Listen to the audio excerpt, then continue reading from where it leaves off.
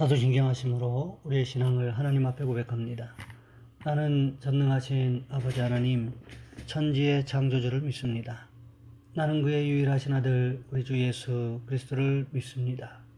그는 성령으로 잉태되어 동정녀 마리아에게서 나시고 본디오 빌라도에게 고난을 받아 십자가에 못 박혀 죽으시고 장사된 지 사흘 만에 죽은 자 가운데서 다시 살아나셨으며 하늘에 오르시어 전능하신 아버지 하나님 우편에 앉아 계시다가 거기로부터 살아있는 자와 죽은 자를 심판하러 오십니다.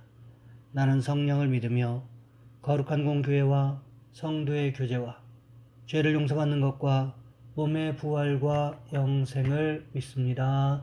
아멘. 찬송가 543장입니다.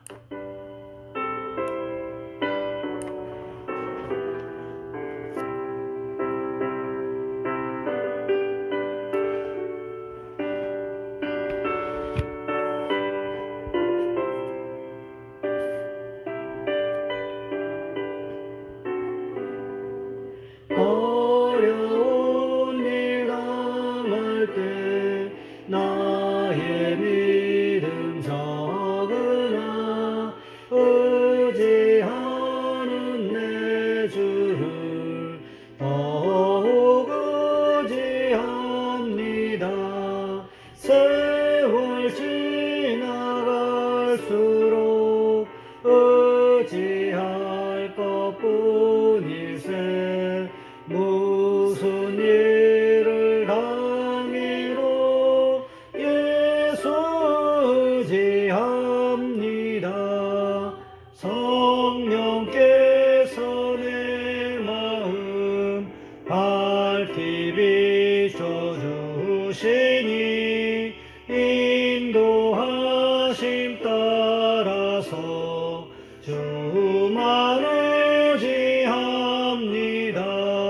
세월 지나갈수록 의지할 것뿐일세. 무슨 일을 당해도 예수 의지합니다.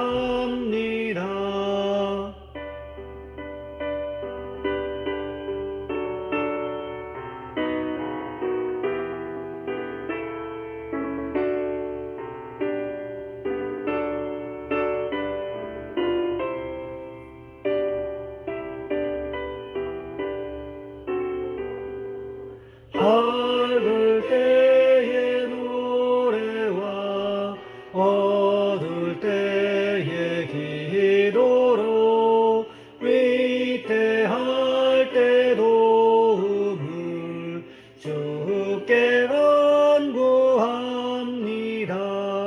세월 지나갈수록 의지할 것뿐일세. 무슨 일을 당해도 예수 의지합니다. 생명 있을 동안에 예수 의지합니다. 천국 올라가도록 의지할 것뿐일세.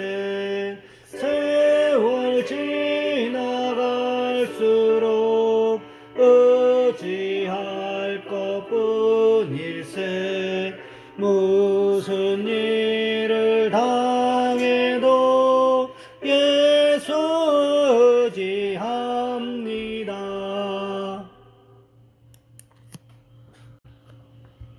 오늘 말씀 열왕기하 1장에서 보겠습니다. 열왕기하 1장 9절로 18절까지 말씀입니다. 제가 가진 성경은 구약 성경 561쪽에 있습니다. 제가 봉독해 드립니다. 이에 50부장과 그의 군사 50명을 엘리야에게로 보내매 그가 엘리야에게로 올라가 본즉 산 꼭대기에 앉아 있는지라. 그가 엘리야에게 이르되 하나님의 사람이여 왕의 말씀이 내려오라 하셨나이다. 엘리야가 50부장에게 대답하여 이르되 내가 만일 하나님의 사람이면 불이 하늘에서 내려와 너와 너의 50명을 살을지로다 하매 불이 곧 하늘에서 내려와 그와 그의 군사 50명을 살랐더라.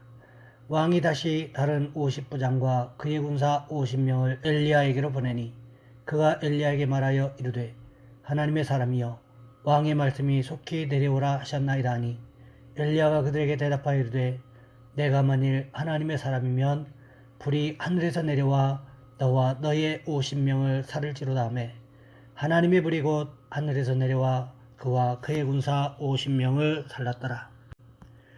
왕이 세 번째 50부장과 그의 군사 50명을 보낸지라.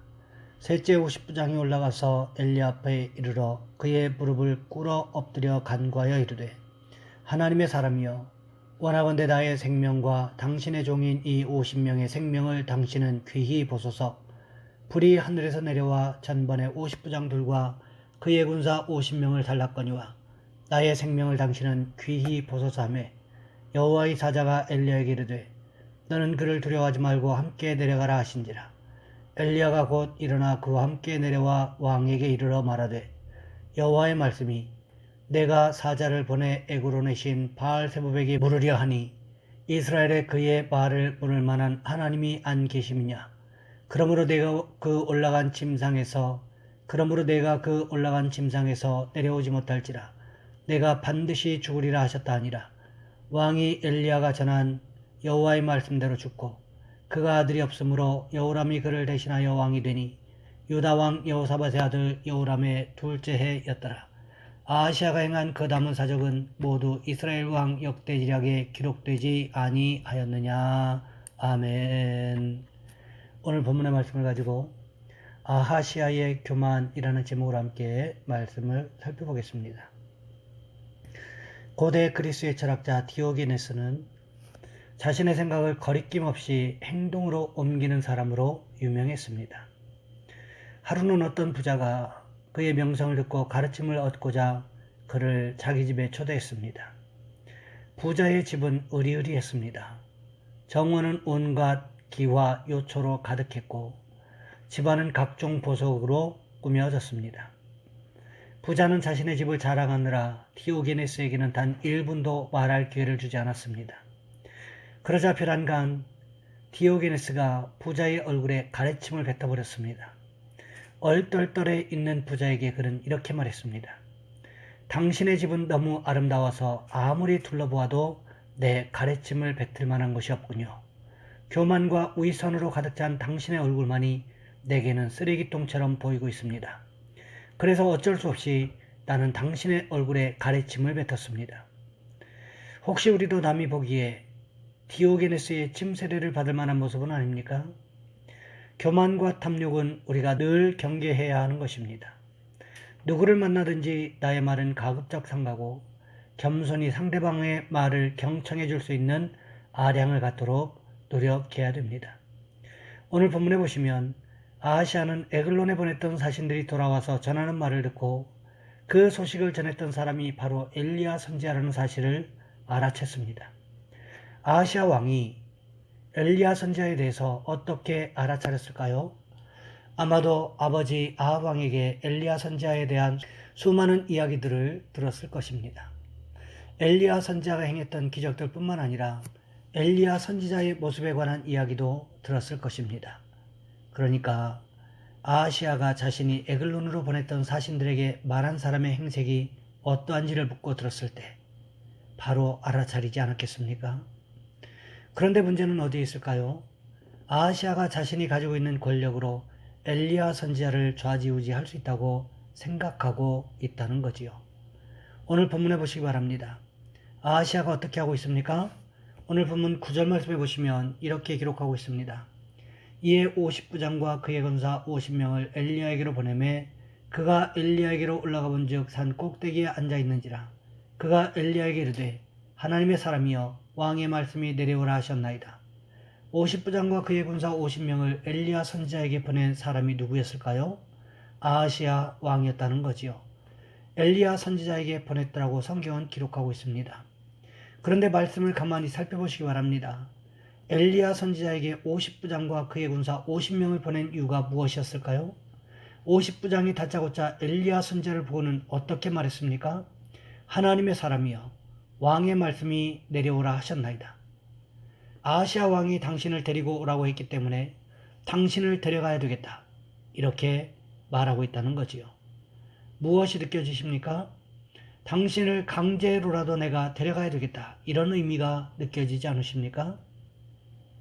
아하시아 왕이 교만하니까 그의 수하에 있던 50부장까지도 교만했다는 것입니다. 그 교만의 결과가 무엇이었습니까? 오늘 본문 10절 말씀에 보시면 이렇게 기록하고 있습니다.